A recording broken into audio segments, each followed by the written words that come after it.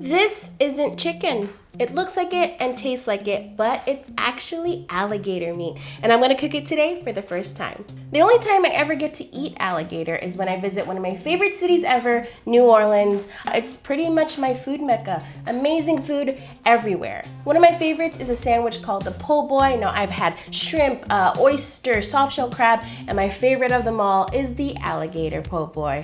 Alligator meat is super plentiful in Louisiana, so that's where this is from. And the first thing we're gonna do is prep the dredging station. 1 bowl for dry, 1 bowl for wet. In the dry bowl, add all-purpose flour. Cornmeal, you could use white or yellow. I have yellow here, and I like a medium grind for a little texture. Then the seasonings. For a blend of Cajun and Creole, I've got some cayenne powder, some smoked paprika. You could also use regular paprika, just half of this, onion powder, garlic powder, and some dried herbs. I have oregano and thyme, and some salt and pepper. She's smelling good already. Okay, now for the wet bowl, I've got buttermilk. This will make it super tender. An egg to help it bind. And because we want this to be flavorful as fuck, that's my street name on the side, by the way, we're gonna add the seasonings in here as well. The rest of the smoked paprika, onion powder, garlic powder, just a little bit of salt and pepper. Mix it really well.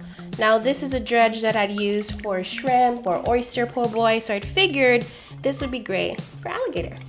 Drop in the alligator, make sure it's all mixed in. Let this sit here and marinate for at least 30 minutes. Next step, I have some canola oil heating up here in a cast iron skillet. I also have a drying rack ready to drain off the fried alligator. Now all you have to do is coat everything in the dry bowl. Dry hand here, shake off the excess. The oil is ready. Now just fry them up for about 5 to 6 minutes until they're golden brown.